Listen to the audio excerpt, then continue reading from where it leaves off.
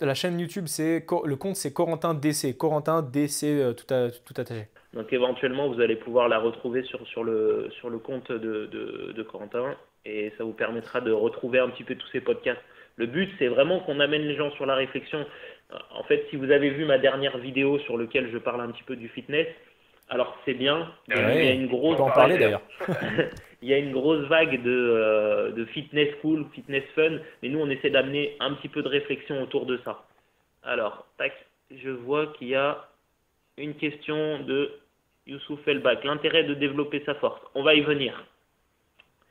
Donc, allons-y. Tu disais, Corentin, qu'on va enchaîner avec. Bah, on enchaîne avec les différentes méthodes qu'il y a pour développer sa force. Et du coup, là-dessus, du coup, ouais, en effet, on va pouvoir parler un peu plus en profondeur des différents types de force qu'on peut développer. Moi, Donc, j'aimerais bien justement euh, par rapport à ça, vu qu'il y a des gens qui pratiquent ici, qui me disent un petit peu ce qu'ils en pensent. Quelles sont pour eux les différentes méthodes? Comment, d'après vous, on peut, alors on va partir le plus simplement et le plus largement possible, améliorer sa force, tout simplement. voilà. Comment vous feriez? Comment vous feriez pour améliorer votre force? Et encore mieux si vous avez, vous, un objectif particulier. Donc, je pense que on va commencer de ce que la plupart des gens pensent. Pour être fort, faut pousser lourd. Voilà. La plupart des gens vont se dire, voilà, je veux être fort, je vais pousser lourd. Peu importe, je vais pousser lourd. C'est pas faux, C'est pas faux en soi. c'est pas faux. Mais avant de pousser lourd, il y a un apprentissage à faire. Ça veut dire que tu es débutant dans un milieu, tu vas pas directement aller en compétition nationale ou internationale. Ce qui rimerait à pousser lourd à la salle en fait. Tu t'arrives à la salle de sport, tu n'as jamais fait je sais pas, de squat ou de front squat ou peu importe, tu n'as jamais fait de mouvement. Et là, tu vas décider de suivre un gars sur sa séance parce que il est fort. Qu'est-ce qui va se passer? Tu vas te mettre sous la barre et tu vas faire n'importe quoi. Tes bras ils vont gigoter, ton corps il va complètement être instable, tes pieds ils vont se... Enfin bref, tu vas être complètement instable. Pourquoi? Parce que ton corps n'aura pas ancré un schéma de mouvement, un schéma corporel correct pour engager tous les groupes musculaires les uns à la suite des autres de manière de les imbriquer correctement. Il y a pas mal de réactions et j'aime beaucoup parce que on arrive vers les choses qui sont intéressantes là-dessus. Je vois pas mal de... alors, je reprends. Il y a explosivité, on va en parler. Salut Gauthier.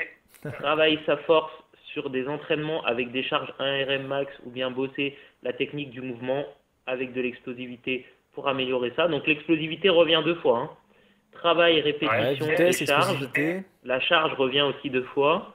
Augmenter les séries, charger plus lourd et faire moins de reps augmente la force. C'est du très bon... Enfin, moi j'aime bien parce qu'en fait, ça amène la réflexion autour d'un truc. C'est qu'on va parler d'explosivité, mais maintenant j'aimerais demander à toutes les personnes qui ont dit explosivité, qu'est-ce que c'est l'explosivité? Parce que j'en entends de toutes les couleurs l'explosivité. Par exemple, quelqu'un va voir un athlète faire un muscle-up, il va Un dire, boxeur. mais il est grave explosif. Oui, mais ça veut dire quoi? Dites-moi ce que vous en pensez. Moi, j'aimerais bien entendre ce que veut dire pour vous l'explosivité. C'est vrai, c'est vrai. Un boxeur, par exemple, je me souviens à la salle, c'était ouais, fais des pompes comme ça parce que tu vas être explosif. Faut que tu sois explosif dans tes mouvements. Ouais, il boxe explosif. Ouais, Euh, c'est exactement ça, et hein, en c'est fait, exactement quand ça. tu as Mais cette vraiment, vision, c'est qu'est-ce que c'est pour vous l'explosivité? Moi, j'aimerais vraiment c'est comprendre. marrant, ouais. Parce que pour moi, alors tu C'est me vrai. corriges, hein, Corentin, par rapport aux notes que j'ai prises, pour moi, il y a trois façons d'augmenter sa force. Et les trois, elles sont liées de toute façon. Il n'y a pas de. Voilà. Les trois, elles sont plus ou moins liées. Il y a le fait de. Bah, bien sûr, ils l'ont dit, augmenter la charge, le fait de travailler en charge. Pour moi, il y a le facteur aussi, on va en venir tout à l'heure, de travailler un peu la vitesse du mouvement. Et pour moi, il y a également le fait tout simplement d'augmenter le volume musculaire qui peut aussi aider à prendre de la force. Moi, pour moi, c'est les trois principaux, il y en a plein d'autres hein, d'aspects qui vont aider vraiment à développer la force. Et après, dans le mouvement, bah, il y a le fait de pouvoir synchroniser un petit peu toutes les unités motrices pour faire un mouvement. Qu'est-ce que tu en penses, toi? Alors, ça réagit pas mal là sur le chat, on va appeler ça le chat, les Chat commentaires. roulette. Faut faire un programme de force sur les mouvements polyarticulaires. Joe, on va en parler d'ailleurs, et notamment, je prendrai l'exemple je sais plus, des arm wrestling, c'est ça, arm wrestling, les gens qui font du bras de fer. Je prendrai cet exemple-là. Explosivité égale vitesse du mouvement. Alors, on va en venir, je pense, on va définir ça. On attend encore un peu plus de réaction. Puissance et vitesse, vitesse et puissance. Maîtriser la charge et pouvoir exploser, puissance sous la charge. D'accord. Tu fais un mésocycle. Alors ça, c'est on part dans la périodisation. On va en parler à la fin de la périodisation. Ouais, pas tout de Ok. suite. Alors je vais déjà parler sur revenir un petit peu. Alors ma conception, en tout cas la définition que je dirais de l'explosivité. L'explosivité, c'est la capacité d'un muscle à générer le plus vite possible, sur un temps le plus court possible, un maximum de force, tout simplement. Donc, Ouais, qu'est-ce de que force ou c'est d'énergie, quoi. détail par détail? Oui, c'est ça, oui, d'énergie, d'ATP si tu veux, ou voilà. En gros, c'est ça. C'est est-ce que ton muscle est capable très rapidement, le plus rapidement possible, très rapidement, de développer beaucoup de puissance, si on veut. Voilà, de puissance, on va parler en watts par exemple. Typiquement, on va pouvoir imager ça sur quoique. Ouais, par exemple, voilà, sur quelqu'un qui fait du sprint, par exemple. Un sprinter qui va être fort, mais qui manque d'explosivité, va avoir une distance d'accélération qui est plus longue. Oula, j'entends le retour. Ah, Une tu distance t'entends? d'accélération qui est plus longue. Ouais, j'ai entendu le retour et je me suis rendu compte que je criais dans le live. C'est mieux là ou Donc, pas? en gros, tu me corriges si j'ai faux ou si Ah ouais, non, mais je me perds t'inquiète, un je peu. t'écoute.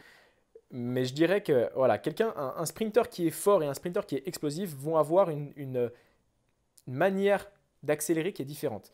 Le sprinter qui est fort va mettre du temps à placer son pied, à développer sa force et à pouvoir faire plus de pas rapidement. Tu comprends? Donc, s'il fait moins de pas, s'il a moins d'appui par rapport à un autre sprinter qui a la même force, hein, il va créer moins d'élan, il va créer moins de vitesse de déplacement. Celui qui est explosif, lui, il va pouvoir, quand il rentre en contact avec le sol, développer plus rapidement. Donc, un sprint, c'est très rapide. Hein, ton pied, il ne reste pas longtemps sur le sol. Mais il va pouvoir, plus vite que son adversaire, développer la force qu'il a acquise. Donc, il va pouvoir se Donc, propulser il va être d'une meilleur au meilleure départ, manière. c'est ça, en gros? Voilà. En gros, il va Meilleur au avoir départ ou pas? un meilleur départ, on va dire. Voilà, moi je dirais ça. Sur le départ, ça va se voir. Ça veut dire qu'il y en a un qui va peut-être s'appuyer un petit peu trop dans le sol, ou alors ils vont pas avoir assez de puissance parce qu'il n'aura pas le temps de la développer. Tandis que l'autre, qui est plus explosif, donc qui a travaillé le fait que son muscle il réagisse à la contraction et à la demande de force, lui il va avoir plus d'impact à chaque pas posé sur le sol.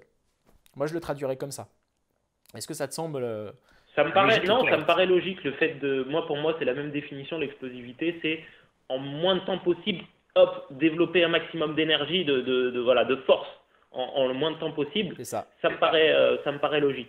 Mais justement, en fait, moi, ce que j'ai bien aimé dans les remarques qu'on a eues en commentaire, c'est que ça a été dit pour être plus fort, il faut être explosif. C'est ça qui a été dit, hein, plus ou moins. C'est ça, non? Bosser Ouais, l'explosivité. en fait, c'est retourné souvent. Ouais, C'est retourné parce que souvent dans les commentaires. pour moi, euh, je dirais que l'explosivité, ce sera plutôt une des conséquences du travail de force. Tu me dis, hein, si toi t'es pas d'accord là-dessus, moi je le vois plutôt comme ça, dans le sens où je vais pas être explosif pour être fort en fait. C'est plutôt, je vais avoir Alors, travaillé ma force et ma vitesse peut-être séparément, et les deux combinés vont me donner de l'explosivité. Je sais pas si tu vois ce que je veux dire. Après, ça reste mon analyse du truc. Après, je suis pas quelqu'un qui travaille énormément en force. Je l'ai eu fait, mais bon, c'est pas non plus ce que je fais tout le temps. Donc, j'ai cette vision-là, en fait, au niveau de la planif dont on parlera tout à l'heure. J'ai cette vision-là. Qu'est-ce que tu en penses, toi? Bah, en fait, c'est très vrai ce que tu dis. Ça veut dire que quand tu fais des séances de force, moi qui, pour le coup, dernièrement, je me penche beaucoup sur les entraînements de force athlétique, de strongman, de choses comme ça, donc où en fait, tu es amené à développer principalement ta force. Il y a des heavy day et des light day. Les jours heavy day, on va travailler lourd, comme son nom l'indique, et les light day, on va travailler léger. Et quand on travaille léger, on veut chercher un maximum de vitesse. Maintenant, pour reprendre ce que tu dis, que l'explosivité, c'est une conséquence de la force, je dirais que c'est une conséquence euh, peut-être quand tu le calcules pas. Ça veut dire que si dans ton mouvement, par exemple, tu fais une amplitude complète, par exemple, inconsciemment, tu vas développer une explosivité au moment du switch, au moment où tu passes d'excentrique à concentrique, tu vois, où tu veux essayer d'accélérer. Mais prenons un sportif, un boxeur par exemple, qui a besoin d'être plus impactant sur son jab, il va devoir développer l'explosivité d'une amplitude particulière. Donc lui, ça peut être intéressant de le faire bosser sa capacité à déclencher un maximum de force avec le bras peut-être un peu détendu. Tu comprends? C'est ce que disait Joe Super Saiyan quand il disait que la technique, il ne faut pas la négliger. Alors, je ne sais pas si c'est exactement ce qu'il voulait dire, mais ça rentre en ligne de compte. Ça rentre en ligne de compte, mais en gros, ce que je voulais dire, c'est que tu peux chercher à développer l'explosivité d'un point précis dans ton mouvement. Et tu peux aussi bénéficier de cette explosivité que tu développes naturellement dans un mouvement, par exemple. Entre un squat 90 degrés et un squat complet, l'angle de passage d'excentrique à concentrique, l'angle où tu vas pousser réellement, il n'est pas le même. Tu vois? Donc ton quadriceps, il n'est pas étiré dans la même proportion. Tu vois? D'ailleurs, ton corps n'est pas dans la même position. Donc, tu vas développer une explosivité différente quand tu fais un squat 90, comme les footballeurs par exemple, qui ont besoin de cette explosivité-là pour démarrer leur course, qui ne sera pas présente ou qui ne sera pas aussi développée quand tu fais un squat complet. Je pense que ça peut bien imager. Ouais, je vois ta vision du truc. Après, moi, je trouve que ta vision, elle traduit un petit peu comment toi, tu analyses notamment ta planification, je pense. Tu vois, c'est un peu le reflet de comment tu organises un petit peu ton travail. Peut-être d'orienter, j'imagine que tu orientes peut-être le travail d'amplitude, de choses comme ça. Et Bah, tu vois, pour le coup, en gros, j'utilise beaucoup des méthodes isométriques ou partielles quand il y a un problème, un défaut. Tu vois? Par exemple, sur mon squat, quand j'ai fait mon dernier max, par exemple, le moment où j'ai pas pu passer ma barre, ça n'a pas été quand mes fesses étaient en dessous de mes genoux, mais quand on arrivait à 90, tu vois, à la parallèle, par exemple. Et à ce moment-là, du coup, ce sera peut-être plus intéressant pour moi de faire du box squat, où du coup, le moment où je vais m'asseoir, ce sera pile poil l'angle où je vais avoir besoin de gagner de la force, gagner de l'explosivité, si tu veux, pour que la prochaine fois que je vais faire mon squat complet, je vais revenir à cette zone-là. Et comme j'aurai travaillé cette zone-là, ce sera plus ce moment-là dans mon mouvement qui va me gêner et où je vais manquer de force en fait, où je vais manquer d'explosivité, où je vais manquer de vitesse. Parce que la vitesse d'un mouvement, elle doit être le plus constante possible. Si tu ralentis dans ton mouvement, tu as plus de chances de ne pas le réussir. Alors que si tu gardes la vitesse, tu le réussis. Donc si sur un point, tu ralentis et que ce point, il n'est pas au démarrage de ton développement de force et qu'il est au milieu, par exemple, au milieu de ta course, eh ben, il va falloir le travailler et améliorer l'explosivité ou la vitesse ou on va dire la trajectoire. Enfin, tout dépend du défaut. Si c'est toi qui te positionnes mal, que tes fesses elles partent en arrière, que ton genou il rentre, là c'est autre chose, tu vois. Donc l'explosivité elle va pas rentrer en compte. Mais si ton mouvement il est très correct, mais que dès que tu montes, t'envoies l'impulsion, tu arrives à la moitié, tu dépasses la moitié et là, boum, tu n'as plus assez de force pour monter, ça ralentit. Là, tu sais qu'il va falloir faire un travail sur cette zone-là, soit en isométrie, soit en statodynamique par exemple, Mais soit tu en vois, explosivité. c'est super intéressant parce que je lis en même temps ce que dit Joe Super Saiyan. Il parle notamment de pliométrie, travailler sur les points faibles.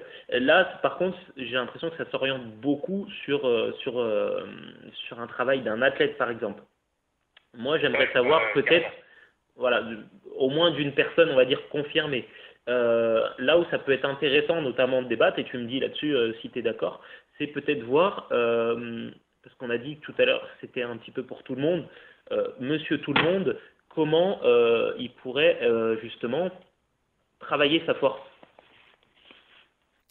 Ouais, c'est peut-être plus intéressant ouais, de revenir sur Parce le que c'est sujet. vrai que là, on parle de statodynamique, de choses comme ça, mais en fait, Ouais, en soi, on a exprimé le fait que la force était utile un petit peu à tout le monde. Il y avait de l'intérêt pour tout le monde au niveau surtout santé. Donc, si on pouvait peut-être donner des tips pour monsieur tout le monde, comment travailler sa force et quelles seraient les méthodes. Qu'est-ce que tu en penses, toi? bah, je pense que tu as bien résumé le truc, c'est que il vaut mieux que voilà, quand tu débutes là-dedans ou quand tu ne veux pas chercher de niveau de performance ou autre, euh, focus-toi sur le développement d'une charge lourde, c'est ce que tu avais dit en premier, le développement de ta vitesse sur le mouvement que tu veux choisir et le développement de ta masse musculaire. C'est à mon avis très très correct et il y aura déjà un bon travail à faire. Hmm. Alors, souvent, ce que je rappelle aux gens, parce que le mot force, il fait très peur, surtout au public féminin. Tu sais, toi-même, tu dois le voir hein, quand tu coaches des femmes, tu leur dis on va faire un cycle de force. Oh, non, mais moi, je veux pas prendre trop. Non, mais voilà, il faut Je ne veux expliquer pas devenir d'abord bodybuildeuse. le rôle premier de la force, notamment pour. C'est un peu pareil pour tout le monde, mais c'est avant tout de pouvoir synchroniser différents muscles à travailler dans un même mouvement. C'est surtout avant tout ça la force. Améliorer Hein. le mouvement. Pour une personne qui est même débutante en musculation, dans le sport, on peut même les faire travailler avec des toutes petites charges en force. Hein, dans le sens où c'est des débutants et ils n'ont pas encore appris peut-être à synchroniser leurs unités motrices pour travailler et faire un seul même mouvement. Donc déjà, on est déjà en travail de force sur des petites charges, des fois même au poids du corps avec des gens, parce qu'il n'y a pas de placement, voilà, il n'y a pas de tout ça. Donc n'ayez pas peur du mot force, ça ne va pas vous faire gonfler. C'est très important ça. Et, et c'est intéressant ce que tu dis. Et c'est d'ailleurs, je vais rebondir sur le commentaire de Joe, qui est très en forme là, j'en marque, et c'est super, qui dit il faut commencer par de l'endurance. Alors, quand on parle d'objectifs, nous, en tant que coach, on visualise l'intérêt de l'objectif. Donc en fait, l'endurance musculaire pour un débutant, on va dire des séries longues pour un débutant, elle va pas être intéressante du point de vue d'améliorer son endurance musculaire, mais d'améliorer sa technique sur le mouvement qu'on veut travailler après. Donc je pense que pour revenir sur ce que tu as dit, sa trajectoire, tu as utilisé ce mot-là, la trajectoire, la technique n'est pas correcte d'un débutant, et ben, le fait de faire des répétitions, c'est simple, hein, dans les disciplines, dans toutes les disciplines, la répétition crée l'apprentissage. Il n'y a pas de secret. Bruce Lee a dit je crains celui qui répète 1000 fois un coup de poing, enfin 1000 fois une technique, que 1000 techniques une fois. Voilà, c'est pas anodin. Tu répètes suffisamment de fois un mouvement avec suffisamment de charge pour pas te blesser et pour pas te fatiguer. Tu t'améliores sur ce mouvement et après, tu commences à mettre de la charge puisque du coup, tu seras préparé techniquement Mm. à, euh, à, à mettre plus lourd en fait et à pas grelotter sous ta barre. Parce que je sais pas, mais j'en ai des tonnes, des anecdotes. C'est exactement ça. Des anecdotes où C'est j'ai là des où c'est un. clients, De quoi? où je te disais, j'en ai plein des anecdotes où les clients ils commencent à pousser leur barre et tu les vois de loin, tu dis oula, lui sa barre elle va finir sur son front, il commence à pousser, hop, et là sa barre elle Ah part bah devant voilà. ou en bas, tu sais pas ce qui se passe. Parce Et que, même eux ils parce comprennent que pas en fait. ce qui est impressionnant, c'est que, en fait, au final, la compréhension de ce qu'est la force, elle est bloquée à ce peu de choses là, à ces peu de détails qu'on a pu donner ici, parce que du coup, les gens sont bloqués sur les idées que, ouais, il faut, non, charge lourde, voilà. Donc j'espère qu'on a bien cassé ce truc-là. C'est pas que de la charge lourde, voilà. il y a tout un travail qui va être autour Nerveux. moi je dis, j'arrive plus à retrouver mes slides, hein, depuis tout à l'heure je cherche, mais il y a de l'effort, l'effort répété, voilà, de l'effort répété, Ouais. de l'effort Ah, max quand on va mettre de la charge, et il y effort a de maximum. l'effort, comment ils appelaient Sous, ça? C'était de l'effort, putain, mais je sais plus. submaximal. Submaximal et sous-maximal, non? Je sais plus c'était quoi. Il y a un effort dynamique, voilà, avec la vitesse. Moi, Ah ouais, d'accord, principalement, oui. c'est ces trois trucs-là. Et justement, ça, je l'ai gardé. Je l'ai retrouvé mon slide. Je l'ai gardé pour la partie méthodologie un petit peu, parce que ça peut être très Mhm. intéressant d'en reparler, tu vois. Donc, Ouais, je en pense effet. on peut avancer un petit peu, hein, si ça te dérange pas, quoi. Bah, ouais, carrément. Et donc, ouais, donc c'est bien, tu as bien conclu. La conclusion, c'est euh, ne vous, ne vous bridez pas l'esprit sur le terme. La force, c'est plus que juste mettre du lourd. C'est plus que juste mettre lourd dans un mouvement. Et, et ben, on va parler un peu bah, justement des méthodes, du coup, puisque on est censé en parler. Euh, ben, ben, tiens, dis-nous, toi, les méthodes que tu préfères utiliser. Quelles sont les méthodes que tu aimes bien utiliser pour développer la force, soit sur toi ou soit Ah, voilà, avec justement, quelqu'un? j'allais te demander sur moi ou sur les autres. Alors, sur moi, je vais beaucoup utiliser enfin, la méthode de l'effort maximum, de mettre de la charge si je veux développer la force. Et Ça fait combien de temps que tu t'entraînes déjà de quoi? pour remettre les choses dans le contexte? Ça fait combien de temps que tu t'entraînes déjà pour utiliser les charges lourdes et Ça faire les fait efforts 15 années maximaux? que je m'entraîne. Alors, il faut savoir que je suis Voilà. passé par différentes étapes.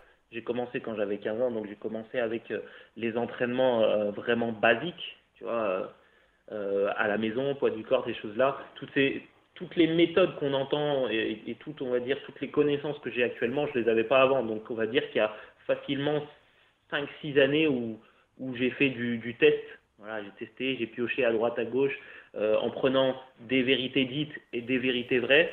Voilà, en composant un peu d'expérience. On va dire qu'en composant avec tout ça, on arrive à donner un peu de semblant de progression. On va dire que dès lors que j'ai compris vraiment comment ça se passe, on va dire que ça fait à peu près une dizaine d'années que je m'entraîne. Salut. Et du coup, euh, et du coup, pendant ces 10 années, le travail de la force, ça n'a pas été principalement mon objectif. On va dire que ça fait peut-être 4 voire 5 ans que je fais vraiment de la force dans mes cycles, quand j'en fais. Parce que sinon, on va dire que l'objectif, ben, principalement, on va pas se mentir, hein, pour ceux qui font purement de la musculation sans objectif de compétition, eh ben, c'est l'esthétisme. Donc, t'es pas obligatoirement, t'es pas obligé de passer par un cycle de force, par exemple. Tu pourrais très bien faire que de l'hypertrophie et enfin, ouais, que des longues séries pour la congestion, des choses comme ça, tu vois. Ce travail de force, il est arrivé donc bien plus tard. Et pour reprendre ce que je te disais tout à l'heure, moi, j'opte plutôt pour les méthodes donc de charge maximale. Donc, travail sur des séries courtes avec un assez gros pourcentage de charge du RM, voilà, et sur des longs temps de récupération, parce qu'en fait, c'est quelque chose qui s'adapte le mieux, on va dire, à mon train de vie. Voilà, tu sais un petit peu comment ça se passe. Nous, souvent, bah, on s'entraîne pas forcément à des heures qu'on veut, c'est des heures qu'on peut. C'est-à-dire qu'on arrive entre deux clients, entre trois clients. Salut! Entre trois clients, on arrive et puis on a juste le temps de pouvoir s'entraîner. Donc vraiment, le travail de charge maximale s'adapte mieux dans le sens où j'ai pas forcément, pour moi en tout cas, le temps de faire de grosses planifications et plus précises et surtout, j'arrive pas à m'y tenir concernant la force. Sinon, c'est sûr que j'opterais pour autre chose. D'accord, d'accord. Donc, du coup, effort maximaux, ça veut dire un exemple, ça va être. Donne-nous un petit exemple de séance, par exemple. Ouais, du 5 x 5 sur encore une fois, le problème, c'est qu'il y a la théorie. Dans la théorie, j'aimerais bien faire peut-être plus de fréquences d'entraînement par semaine. Malheureusement, bah, c'est pas toujours faisable. Donc du coup, je fais de l'adaptation. En général, ça va se passer sur 3 séances par semaine, assez Mhm. espacées, où je vais faire du 5 x 5, soit des fois en essayant de combiner haut du corps et bas du corps dans la même séance ou dans la même journée, selon le temps que j'ai. Soit sinon, ben, ça se fait en découpant, en prenant peut-être 1 heure et demie sur une séance Et le reste, ça va se jouer dans la fin de semaine. Et quel résultat tu as pu remarquer dans la vie de tous les jours? Par exemple, ton dernier cycle de force, à la fin de ton dernier cycle de force, quels sont les résultats que tu as pu ressentir? Ça peut être pas des trucs tout cons, hein, mais quels sont les résultats que tu as pu ressentir, toi, dans la vie de tous les jours? Alors pour le travail de force, il faut savoir que moi je suis grand, très grand. J'ai eu des longs problèmes de dos pendant des années. Et ben, travail de force, notamment tout ce qui est back squat et deadlift, travail sans ceinture notamment, et ben vous pouvez pas savoir comment ça fait du bien à un grand de ne plus avoir mal au dos.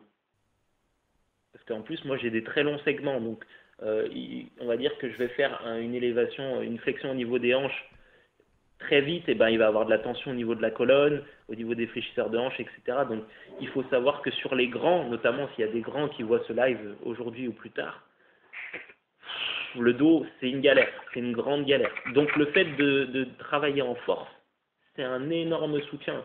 Parce qu'en fait, notamment quand on va chercher des mouvements polyarticulaires comme ceux que j'ai cités, on va renforcer grandement le tronc.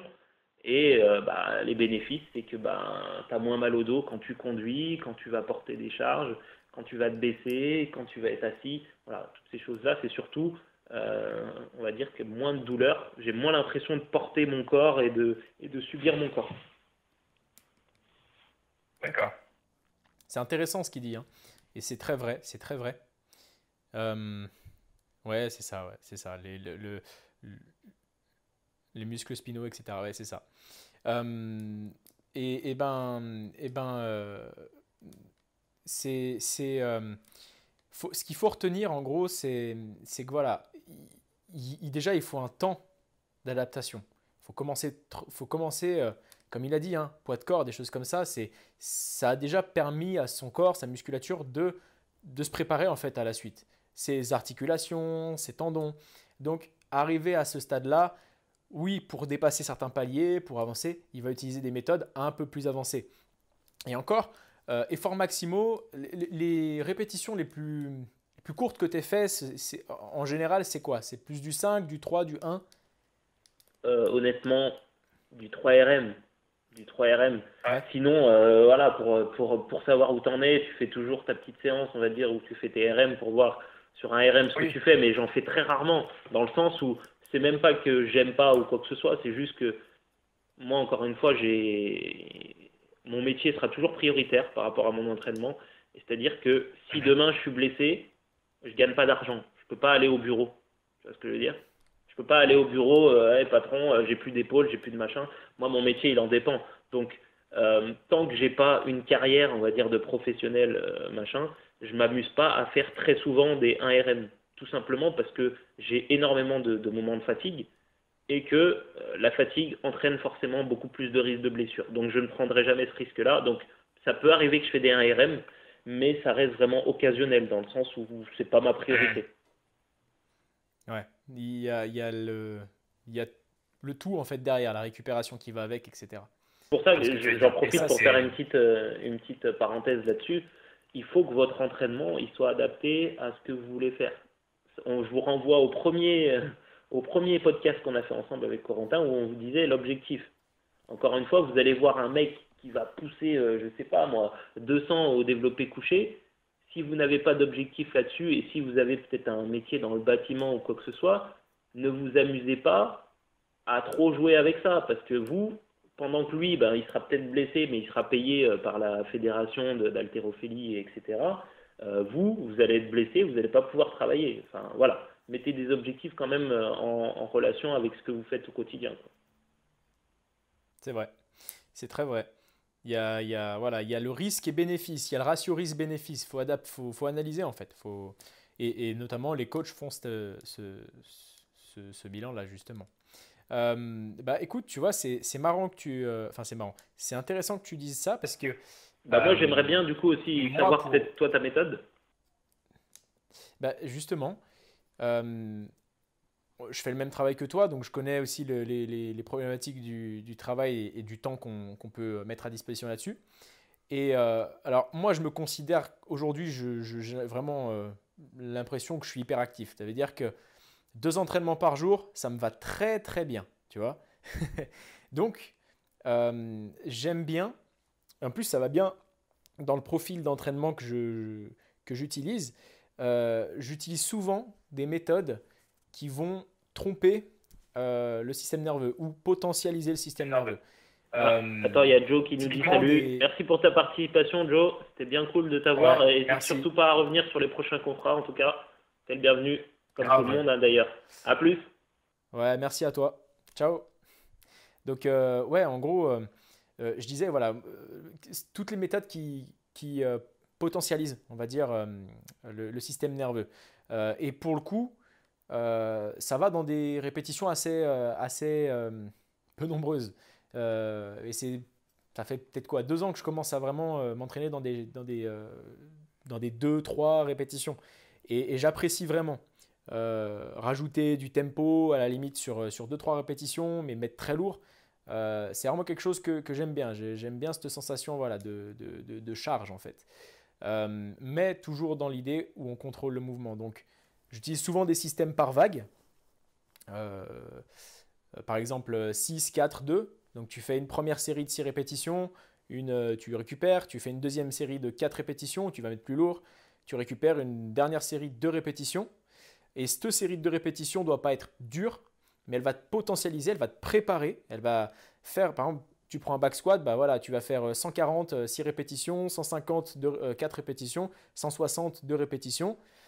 Ces 2 répétitions à 160, elles vont te permettre de revenir à 6 répétitions avec une charge qui est plus légère du coup. Tu reviens avec 150 par exemple à 6 répétitions.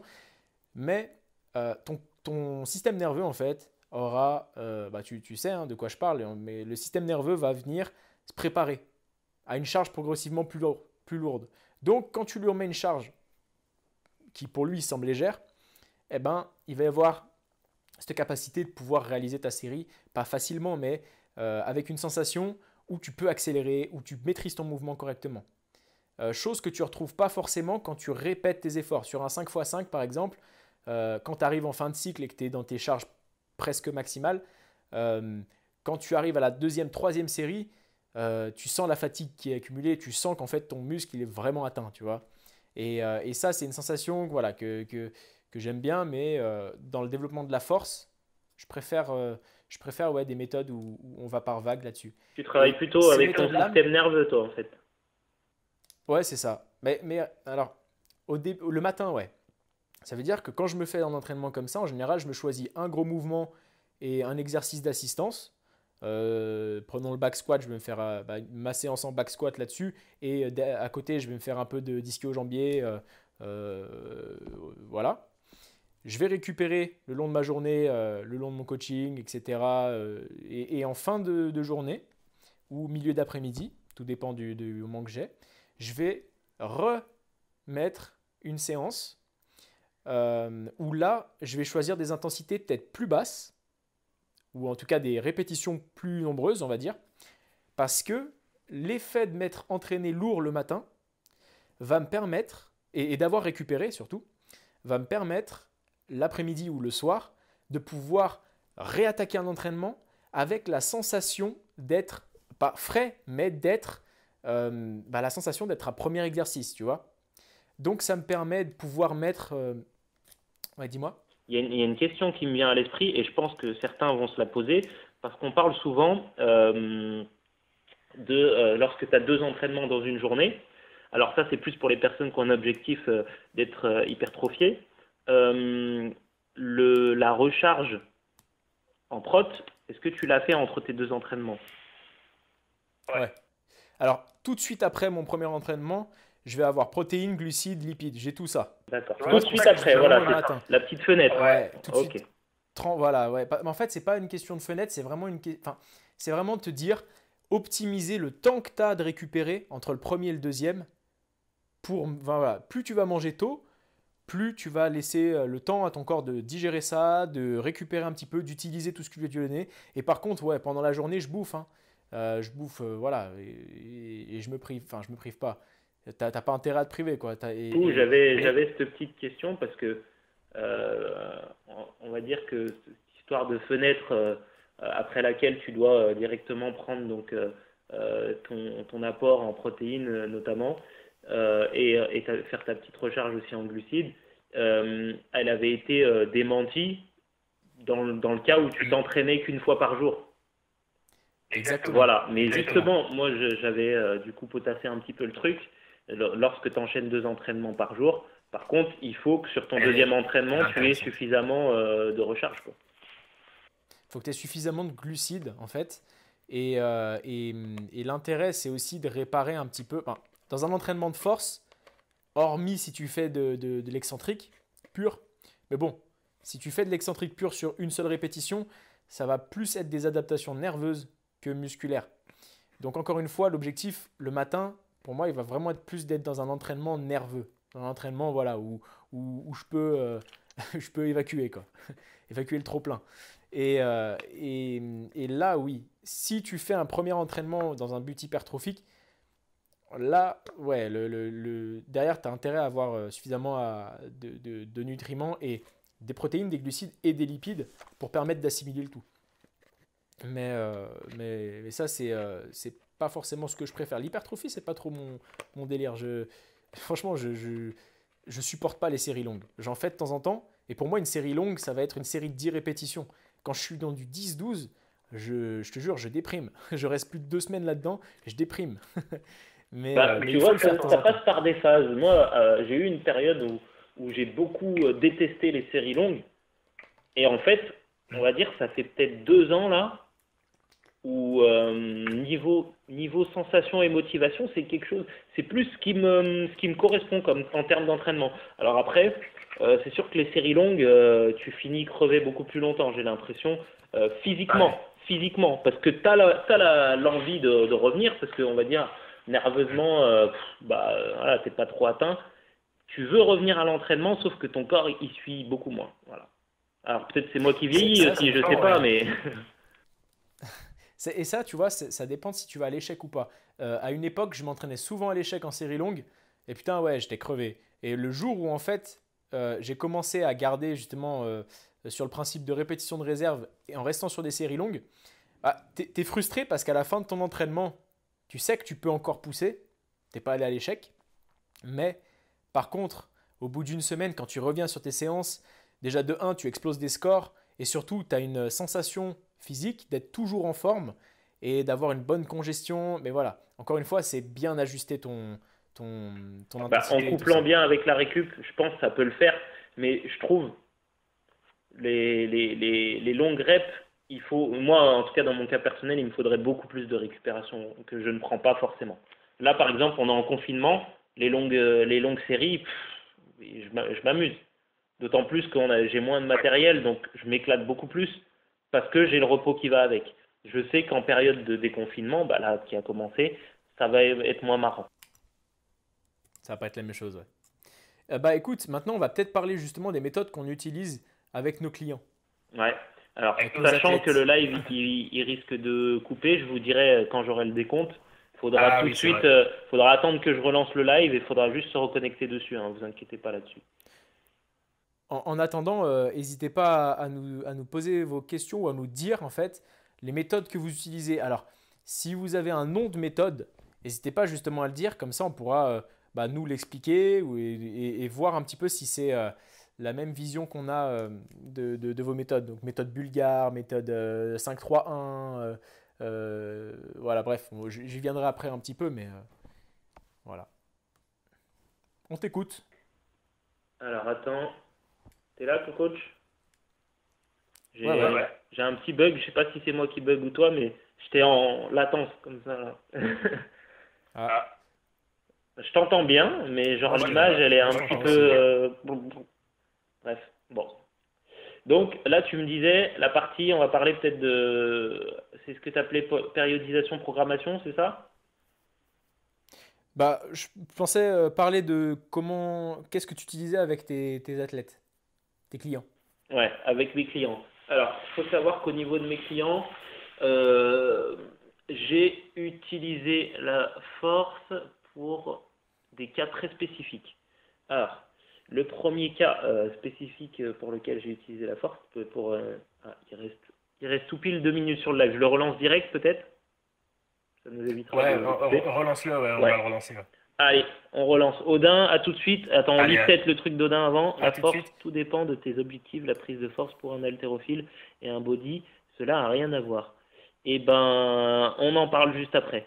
Alors, Salut à tous, à tous. ouais, j'espère que tout le monde Donc, va bien.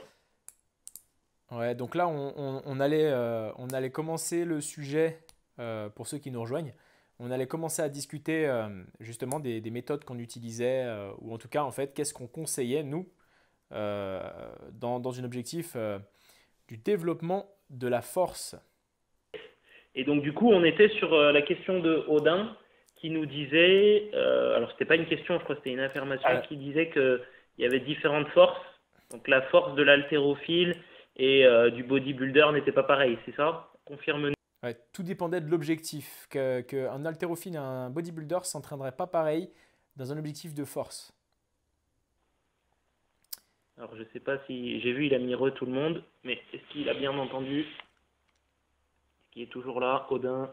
Bienvenue à tous ceux qui viennent d'arriver. À ceux qui étaient déjà là tout à l'heure. Bon, je pense qu'on peut déjà commencer à répondre un petit peu à ce qui avait été noté. Ouais. Ça dépend aussi. Alors, est-ce qu'on est sur la même question? Ça dépend aussi du physique de la personne. Alors, je pense on va reprendre un petit peu. Ouais, c'est différent. Ouais, on va reprendre un petit peu ce que nous disait déjà Odin et puis après on reviendra sur tout ce qui est dit après. Donc Odin nous disait que ce n'était pas la même force. Alors, ben voilà. Je pense que les objectifs sont complètement différents quand on voit l'équipe chinoise en haltérophile, comment ils s'entraînent et un body, ça n'a rien à voir. C'est normal, c'est deux sports différents. C'est tout à fait normal. Un bodybuilder, déjà, je sais qu'il y en a beaucoup qui n'ont même pas la mobilité de pouvoir faire un, comment on appelle ça, un overhead squat. Un overhead squat, déjà. Ouais, putain. Un clean, il y en a beaucoup qui peuvent pas. Voilà, c'est sûr que c'est deux disciplines totalement différentes. Après, j'ai pas exactement compris ce que tu voulais dire quand tu disais que ce n'était pas la même force. Ouais. En effet. Je suis curieux de savoir un petit peu ce que tu voulais dire, Odin, quand tu disais ça. Et je sais pas comment on dit, hein, nabloche, nabeloche. Si la personne est mince ou charpentée. Alors ça, je pense que elle doit plutôt parler. On en viendra justement des longueurs de segments. Et qui impacte justement, ouais, en effet, sur l'entraînement ou le choix des exercices. Il y a une plus grosse cage thoracique ou des choses comme ça qui impactent sur le choix des exercices qui vont être intéressants. Ok. Alors, voilà, on va quand même parler de ce qu'a dit Odin. Voilà, pour revenir sur ce que tu disais, Odin. Alors, tiens, chaque fois que je dis, en haltérophilie, on n'utilise quasiment que des mouvements polyarticulaires ou du semi-technique pour renforcer le mouvement, que le body fait énormément en isolation. C'est sûr, le but du bodybuilder, il ne faut pas oublier que son but, c'est de créer du muscle, d'augmenter son volume musculaire. Donc lui, il n'a pas forcément d'intérêt, sauf s'il a un double objectif, après ça peut arriver, mais il n'a pas d'intérêt à être peut-être technique. Voilà, maîtriser un mouvement dans toute son amplitude, enfin en soi, peut-être qu'il perdrait beaucoup d'énergie à faire ça, notamment en faisant du polyarticulaire, et du coup, il devrait bouffer 3 fois plus.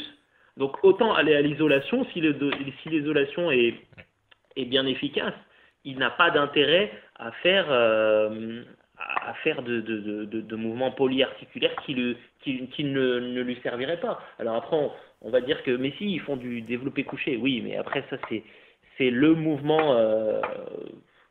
Je vais me faire des ennemis. C'est là où on compare la taille de c'est là où on compare la taille de. Voilà. Et chacun mesure la taille du truc, quoi. Voilà, ouais, je pousse plus que toi. Voilà, vous savez très bien ce que je pense de ce mouvement du développé couché. Hein. Moi, voilà. Y a Sandy qui dit force athlétique travaille sur le vrai neuromusculaire. Ouais, on en a parlé un petit peu tout à l'heure. Donc Corentin nous a fait part de son entraînement qui était vraiment basé là-dessus. Et il y en a Sur Bloch le nerveux. Ouais. qui me dit j'ai zappé la réponse. Bon, la force réside. Bah, On n'a pas encore répondu globalement. En fait, je pense que ça va. Toutes ces questions-là, on va y répondre notamment dans les. En fait, par une question simple. Qu'est-ce que nous, en tant que coach, on analyse sur une personne pour qu'elle puisse développer sa force et qu'est-ce qu'on va mettre en œuvre ou pas pour répondre en fait aux besoins de cette personne-là. Je pense que ça peut répondre à tout ça. Alors la force réside dans le mental et poids de corps pour moi. Idem dans les sports de combat comme la boxe et le crabe. Moi, je suis pas d'accord.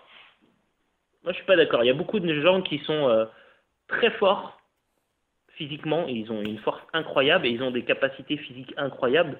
C'est des fragiles, ils n'ont pas de mental. Mais c'est vrai, il faut dire ce qui est. Il faut dire ce qui est. Donc ça peut marcher dans certains cas. Je sais que ça peut marcher dans certains cas. Il y a des gens. Nous, on a un collègue. C'est pas le roi de l'entraînement. On sait très bien de qui on parle. Pourtant, il est capable de prouesse juste parce qu'il est fou dans sa tête. Tu vois de qui je parle ou pas, Coco? Fou dans sa tête. D'accord, ouais, je crois que je vois tu. Il était sur le live tout à l'heure. Mais pourtant, Ok. c'est pas un pro de l'acharné, il n'a pas forcément de planif ou quoi que ce soit, mais je sais que mentalement, il est capable de prouesse parce que oui, il y a un travail mental, mais il y a aussi, de toute façon, tout ce qu'on fera physiquement, c'est très européen de couper la tête par rapport au reste du corps, mais très vrai. dans d'autres cultures, tout est lié au mental. Hein. Faut pas, c'est pas pour rien que de plus en plus les gens se tournent vers tout ce qui est médecine parallèle, tout ce qui est bien-être façon yoga, etc. On connecte, on apprend.